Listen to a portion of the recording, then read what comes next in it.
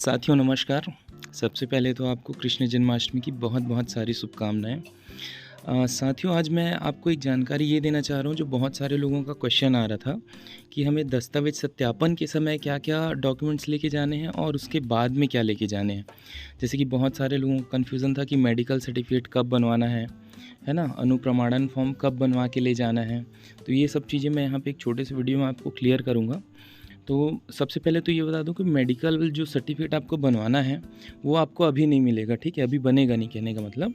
वो आप जब जॉइन करने जाएँगे ना, जॉइनिंग लेटर आपके हाथ में रहेगा, तब जाके आपको मेडिकल फ़ॉर्म मिलेगा और वो फिर आपको अपने जिला चिकित्सा अधिकारी से जिला अस्पताल में वो जाके बनवाना रहेगा और वो जहाँ पे आप जॉइनिंग फ़ॉर्म सबमिट करने जाएँगे, ठीक है? अपने ब्लॉक एजुकेशन ऑफ़िस में या जहाँ पे भी आपको बताया जाएगा, उसमें लगेगा। उससे पहले उसका काम अभी नहीं है, ठीक है? उसके बाद अनुप्रमाणन जिसको पुलिस वेरिफिकेशन का भी नाम दिया जाता है, वो आपको पहले से बनवा के रख लेना है क्योंकि वो माँग सकते हैं दस्तावेज़ सत्यापन के समय, है ना? तो आप देख सकते हैं यहाँ पे मैंने अनुप्रमाणन का फॉर्म सामने लगाया हुआ है और इसको कैसे भरना है वो आपको मैं शॉर्ट में दिखाता हूँ, ठीक है?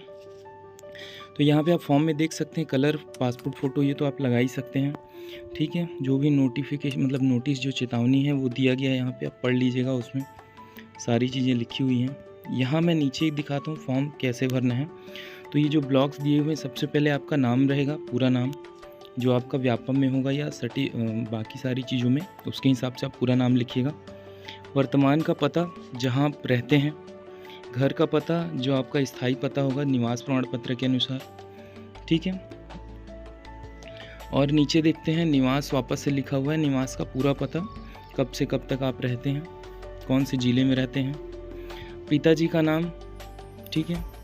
अब वर्तमान का डाक पता, पिताजी का घर का स्थायी पता, वापस से वही जो आपके निवास में है, जैसे इनका लिखा हुआ है ना? व्यवसाय क्या करते हैं वो, यदि किसी सेवा में है पिताजी या नहीं है तो उनका डिटेल देना है, ठीक है? नीचे लिखी उल्लिखित व्यक्तियों की राष्ट्रीयता, मतलब पिता माता सब भारत के मूल निवासी हैं, कहीं और से हैं, ये जानकारी आपको देनी है। उम्मीदवार का जन्म तिथि, आपका जन्म तिथि यहाँ पे डालना है जो 10th के मार्कशीट में है वो। ध्यान रखिएगा आपके 10th के मार्कशीट में प्लस आधार कार्ड में या वो जो भी डॉक्यूमेंट्स हैं आपके पास व्यापम के, सभी जगह पे ये सेम होना चाहिए, कहीं पे कुछ मिस्टेक नहीं होना चाहिए। अगर कुछ मिस्टेक होगा तो फिर आपको शपथ पत्र में वो मेंशन करवाना पड़ेगा फ़िलहाल, ठीक है? जन्म स्थान, जिला, जो भी ये लिखा हुआ है, आपका धर्म, कौन से समुदाय से हैं, ये डालना है। उसके बाद आपका जो क्वालिफ़िकेशन है ना? तो 10वीं का डिटेल यहाँ पे पहले डालना है, फिर 12वीं का फिर आपने जो पढ़ाई की है, वो आपको डालना है, ठीक है? उसके बाद यदि आप कहीं नियोजित हैं, अगर ऑलरेडी आप कहीं पे कार्यरत हैं शासकीय किसी पद में, तो वो आपको पूरा ब्यौरा इसमें देना है और साथ में इसका अनापत्ति प्रमाण पत्र भी आपको लगेगा, है ना? उसके बाद ये जो नीचे दिया गया है ये पुलिस वेरिफिकेशन से रिलेटेड है, जो आपको वेरीफाई करवाना है। जैसे कि क्या आप कभी गिरफ़्तार किए गए हैं? नहीं। क्या आप पर कभी कोई केस चला है? नहीं। तो ये सारी चीज़ें यहाँ पे हैं जहाँ पे आपको नहीं डालना है क्योंकि यहाँ पे अगर कुछ आपके साथ होता है तो फिर दिक्कत होगी, है ना? उसके नीचे अपन देख लेते हैं, ये हो गया पुलिस वेरिफिकेशन में अपराध नहीं, पुलिस थाने में पंजीयन नहीं, न्यायालय में किसी तरह सा मामला दर्ज है नहीं, है ना? क्या दोष मुक्त कर दिया गया है? तो सबसे पहले तो आपने नहीं डाला है, आपके ऊपर कोई दोष लगा ही नहीं है तो दोष मुक्त कर दिया गया है, वो ऑप्शन ही नहीं आएगा लागू नहीं। तो ये नीचे में लागू नहीं करके आपको डालना है जैसा आप यहाँ पे देख रहे हैं, ठीक है? ये हो गया। क्या लिखा है, इस अभ्यर्थी इस अनुप्रमाणन फॉर्म के ऊपर दी गई चेतावनी नोट करें। तो आपने देख लिया, यहाँ पे आपका साइन रहेगा और यहाँ पे आपके 2 पहचान करते रहेंगे आपके मोहल्ले गाँव के, जो आपको जानते होंगे और उनका मतलब यहाँ पे नाम और उनका सिग्नेचर वगैरह कराना पड़ेगा, ये जैसा कि आप देख रहे हैं, ठीक है? आपके पहचान करते ही रहेंगे। और अब ये जो नीचे फॉर्म में दिखा रहा हूँ ये थोड़ा सा इम्पोर्टेंट है, एक अलग से उसमें अटैच रहेगा पहचान प्रमाण पत्र। मतलब ये है कि कोई भी राजपत्रित अधिकारी आपको पहचाने, इस बात का यहाँ पे प्रूफ चाहिए।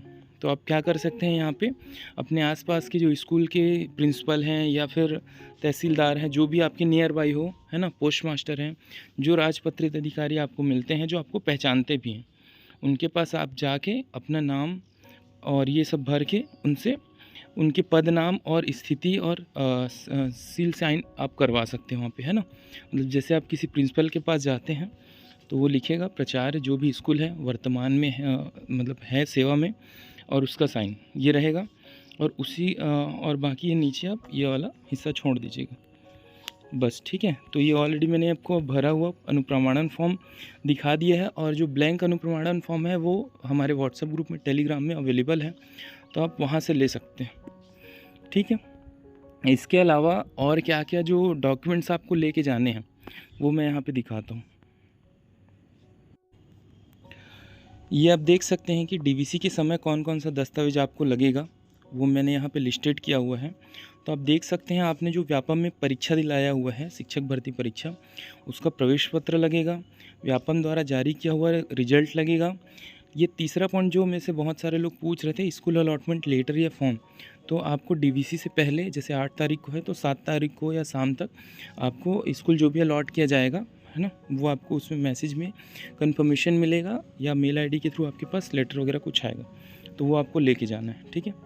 चौथा, जन्म तिथि के लिए 10वीं का मार्कशीट, और चूँकि अपन प्राइमरी टीचर के लिए जा रहे हैं तो 12th का मार्कशीट बस लगेगा, ऊपर कुछ लगेगा नहीं इससे, ठीक है। उसके बाद टीटी सर्टिफिकेट लगेगा। तो टीटी सर्टिफिकेट आपका प्राइमरी के लिए एलिजिबल होना चाहिए, और वो उस ड्यूरेशन का होना चाहिए जब आप बीएड या डीएड या डीएलएड में एडमिशन ले चुके होंगे। अगर उससे पहले का होगा पुराना मार्कशीट तो वो फिर इनवैलिड हो जाएगा, ठीक है। उसके अलावा 7वें पॉइंट में आप देख सकते हैं कि आय प्रमाण पत्र लगेगा जो ओबीसी वाले हैं, नॉन क्रीमी लेयर वाले। जाति प्रमाण पत्र लगेगा जो आरक्षित वर्ग के हैं उनके लिए, और निवास प्रमाण पत्र लगेगा सभी के लिए, ठीक। 8वां पॉइंट आप देख सकते हैं सेवा अनापत्ति प्रमाण पत्र लगेगा, ऑलरेडी आप अगर कोई सर्विस में हैं तो। 9वां आप देख सकते हैं दिव्यांगता प्रमाण पत्र लगेगा, आपने किसी भी तरह का फिजिकल हैंडीकैप ऑप्शन लगाया होगा तो उसका सर्टिफिकेट रहेगा तब वो वैलिड होगा, ठीक है। उसके बाद भूतपूर्व सैनिक रिटायरमेंट, अगर आप एक सर्विस में रहे होंगे तो वहाँ से आप रिटायर हैं कि नहीं उसका प्रूफ आपको लगेगा। और 11वां सबसे इम्पॉर्टेंट पॉइंट है जिसमें आपको बताना चाहूँगा, शपथ प्रमाण पत्र, ठीक है। तो शपथ प्रमाण पत्र आप जब बनवाएंगे तो जो भी आपकी क्वेरीज होंगी या जो भी डिस्प्यूट्स होगा वो सारा उसमें मेंशन करना पड़ेगा। तो इसके लिए सबसे पहले चीज़ तो ये भी बता दूं कि अनुप्रमाणन फॉर्म के साथ में भी आप ये शपथ प्रमाण पत्र ले जा सकते हैं दिखाने के लिए वहाँ थाने में, और उसमें आप शपथ में ये देंगे कि मैं अभी तक मेरे ऊपर कोई भी केस नहीं लगा है, मैं पूर्णतः दोष मुक्त हूँ, इस प्रकार से उसमें आपको मेंशन करना पड़ेगा, ठीक है। उसके अलावा बहुत सारे लोगों का क्या है, मार्कशीट में नाम अलग है जिसमें सरनेम नहीं है, और आधार कार्ड में या व्यापम की प्रोफाइल में सरनेम के साथ है। जैसे मैं अपनी बात करूं तो मेरे सारे मार्कशीट्स में सुनील कुमार लिखा हुआ है, और मेरे व्यापम में या Aadhaar card, PAN card, bank account सभी चीज़ों में सुनील कुमार यादव लिखा हुआ है। तो इस बात का शपथ देना पड़ेगा शपथ प्रमाण पत्र में कि सुनील कुमार और सुनील कुमार यादव दोनों मैं ही हूँ, ठीक है। ये मैं वेरीफाई करता हूँ करके। वैसे ही बहुत सारे जो हमारी लेडीज़ होंगी, फीमेल कैंडिडेट्स होंगी, बहुत सारे लोगों का शादी के बाद में सरनेम चेंज हुआ है ना, या पता चेंज हुआ है, तो उसकी जानकारी यहाँ पे आपको देनी पड़ेगी। मतलब किसी भी प्रकार की जो त्रुटि या मिसमैच है आपके डॉक्यूमेंट्स में जो भी है वो सब कुछ आपको यहाँ पे मेंशन करना पड़ेगा शपथ प्रमाण पत्र में, है ना। तो ये इम्पॉर्टेंट था। और साथ में आपको ये जो अनुप्रमाण मैंने बताई दिया पहले कि वो लगेगा आपको, आधार कार्ड आप रख लीजिएगा।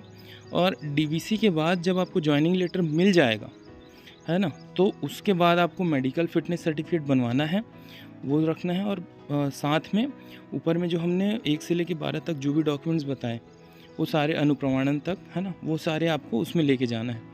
तो बस मेरा रिक्वेस्ट ये है कि जो भी डॉक्यूमेंट्स हैं आप सबके कम से कम 3 से 4 सेट बनवा के रखिए, फ़ोटोकॉपी पूरे।